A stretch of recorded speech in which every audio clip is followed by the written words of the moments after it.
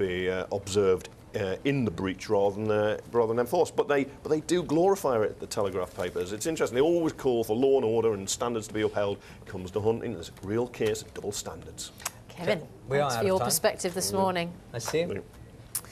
For those of you who have just woken up, lucky things, and just a reminder, the clocks have gone back an hour. Yes, we are now officially on Greenwich Mean Time, so there will be lighter mornings and, of course, darker evenings ahead. So it is 26 minutes past 8.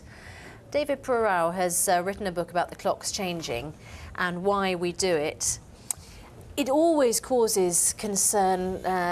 Lots of safety campaigners, lots of councils are against putting the clocks back at this time of year. But just remind us, where does the whole idea come from? Well, it's actually a British idea. There was a man named William Willett who lived in Chislehurst in the early 1900s. And he used to get up early each morning to go horseback riding. And he would notice in the early morning hours of spring and summer and autumn that there was almost nobody up and about except himself. And it bothered him that all this beautiful daylight was being wasted. So one morning in 1905, he had the revolutionary idea that if we could move the clocks forward an hour, then people could get up at their normal wake-up time, but they'd actually be getting up closer to sunrise and making better use of daylight.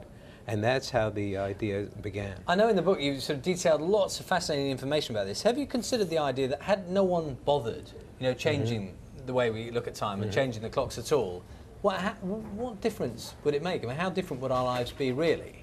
Well, daylight saving time or summertime actually has several benefits.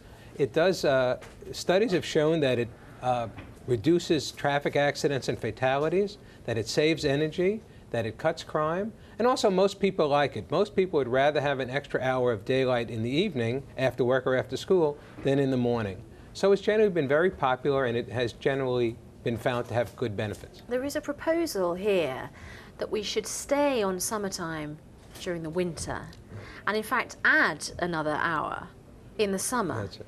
Is that something that would work? Well, as I mentioned, adding advanced time does have all these benefits that I mentioned. There are some negatives, of course. Farmers have usually been against it because it puts them out of sync with everyone else because they have to follow the sun.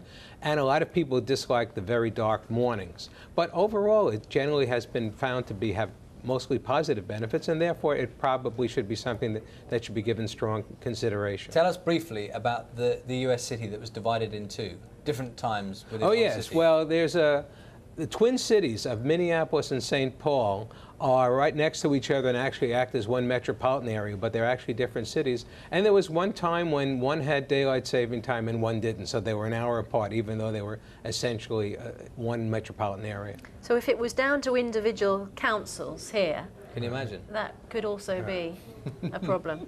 It isn't, of course. David, thank you very much for talking to us this morning. Thank you Nice to see you. Still to come on Breakfast Before 9, and yes, it's not 9 yet, or even 9:30. The motorway so good it's had songs written in its honour. We'll be celebrating the M25 as it turns 20 years old. Stay with us. Questions, I've got some questions I want to